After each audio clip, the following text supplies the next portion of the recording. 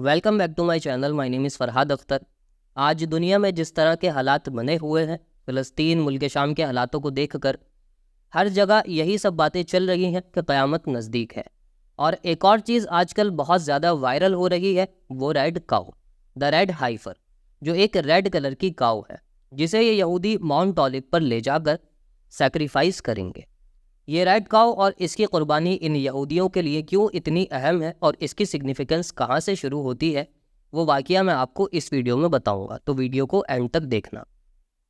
ہمارے جو مفسرین ہیں انہوں نے اس واقعے کو ایکسپلین کیا ہے کہ بنی اسرائیل میں سے ایک آدمی نے کسی کا قتل کر دیا تھا، اور جس نے قتل کیا تھا وہ شخص اپنی قوم میں بہت معزز اور شریف انسان مانا جاتا تھا. تو لوگوں کو پتہ ہی نہیں چل پا رہا تھا کہ اصلی قاتل کون ہے.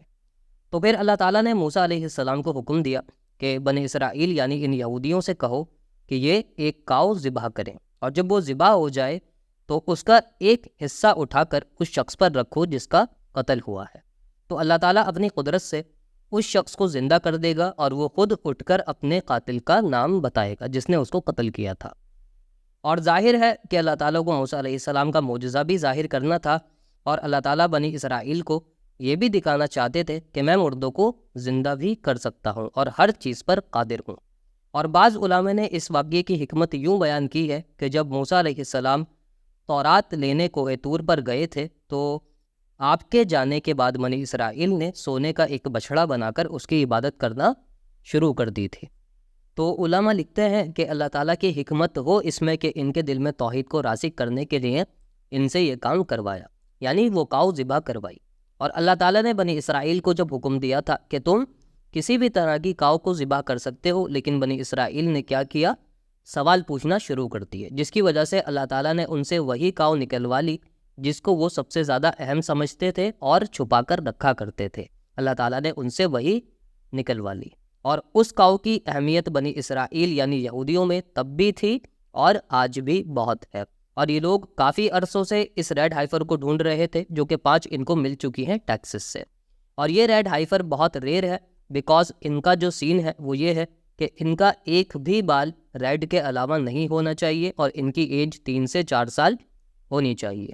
اور یہ لوگ اس کو اسی سال کے اندر اندر سیکریفائس کرنے والے ہیں، اور اس میں کوئی شک نہیں کہ ان کا بہت بڑا پلان ہے اور شیطانی نظام ہے ان لوگوں کا. اور یہ لوگ اس سیکریفائس کے بعد نعوذ باللہ مسجد اقصی کو شہید کرنے کی پلاننگ بھی کر چکے ہیں. یہ لوگ چاہے کتنی بھی پلاننگ کر لیں لیکن اللہ تعالیٰ کا پلان جو ہے وہ نافذ ہو کر ہی رہے گا. اور یہ جو یہودی ہیں وہ یہ کلیم کرتے ہیں کہ فلسطین کی جو زمین ہے وہ ان کی ہے، اور جو ٹیمپل ماؤنٹ ہے جہاں پر گنبد سکرا اور مسجد اقصی ہے وہ بھی انہی کی زمین ہے، جہاں پر ان کا ٹیمپل ہوا کرتا تھا جو سلیمان علیہ السلام نے تعمیر کیا تھا، جس کو ایک بار بیبیلونس نے تباہ کر دیا تھا اور دوسری بار رومنس نے، جسے اب یہ دوبارہ سے تیسری بار تعمیر کرنا چاہتے ہیں. اور یہ نہ جانے کتنے سالوں سے اس ٹیمپل کو بنانے کی تیاری کر رہے ہیں. اور اس ٹیمپل کو تعمیر کرنے میں ان کی جو لاسٹ رکاوٹ تھی وہ یہ تھی کہ ان کو پیور ربی چاہیے تھے، یعنی پیور پریسٹ، جو کہ ان کو اب مل جائیں گے اس ریڈ ہائفر کے ذریعے سے. وہ کیسے؟ آئیے جانتے ہیں.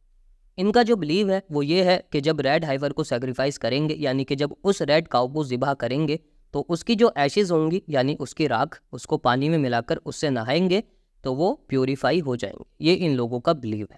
اور پھر اس کے بعد یعنی پیور ہونے کے بعد اس ٹیمپل کی تعمیر شروع کریں گے. اور یہ ایونٹ اسرائیل یعنی یہودیوں کے لیے بہت اہم ہے، اور جو میں نے آپ کو بتایا یہ سب فیکٹس ہے، آپ لوگ ویریفائی اور چیک بھی کر سکتے ہیں.